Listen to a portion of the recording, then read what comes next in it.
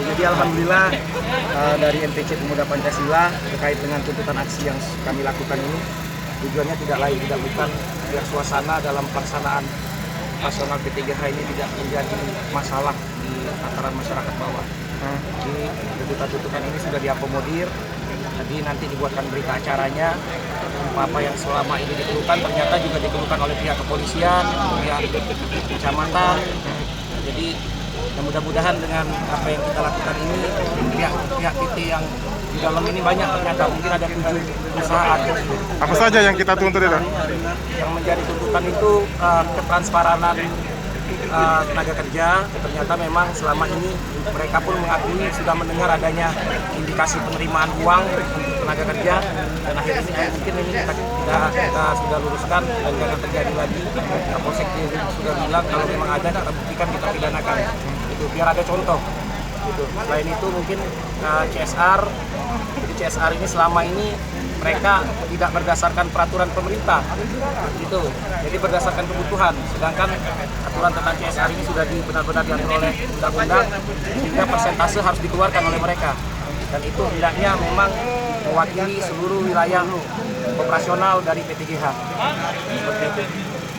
Mungkin yang lain kegiatan-kegiatan penunjang yang menggunakan wilayah Kota Prabu Muli yang selama ini seolah-olah ada sekat antara Prabu Muli dengan Muara Enim. Ini kita satukan sehingga bisa sinergi, tidak lagi ada keributan-keributan di bawah. Jadi Pemuda Pancasila di sini akan terus turut melihat dan mengawasi sampai dengan hal tersebut bisa terlaksana. Seperti itu. Jadi jawaban mereka apa dalam pertemuan itu?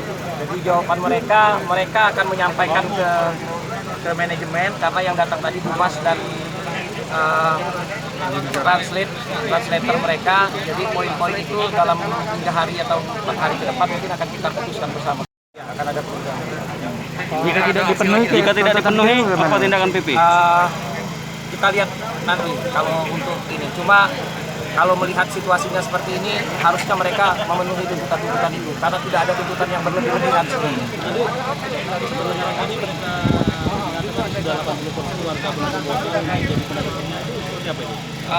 80% memang benar mungkin, tapi kami tadi meminta data pasti, jangan cuma sekedar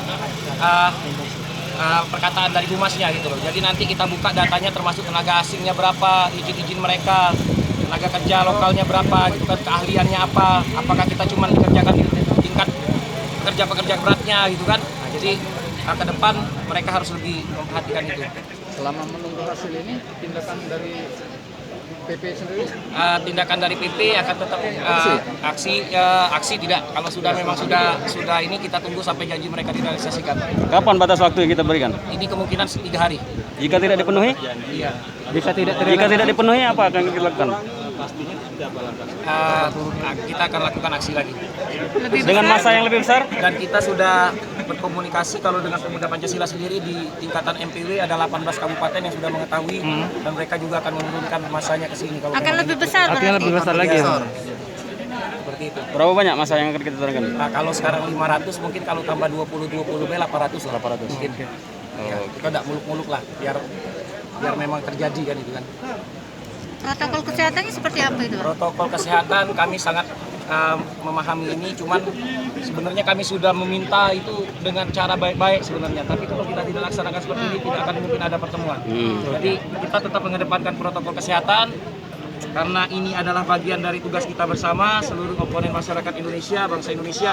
Jadi kita selesaikan COVID ini bersama-sama. 500 masa hanya ditemui 2 orang. Apakah tidak membuat kita kami ini? Sudah sepakat memang semalam masa perwakilan diwakili oleh 5 orang. 5 orang.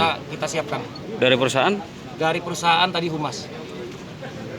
Cukup itu sebenarnya. Memang nama Pak Icon ini sudah sering kita dengar, cuma harusnya nanti pihak media juga minta lah nomor teleponnya biar bisa berkomunikasi. Sulit sekali nemuin. Kita tidak minta pimpinannya untuk turun menemui Gimana? kita. Tidak meminta pimpinannya itu untuk terkait dengan COVID. Jadi mereka tidak bersedia untuk kita ini. Harusnya pertemuan ada di dalam tadi. Kalau lagi ini mereka lagi lockdown gitu ini.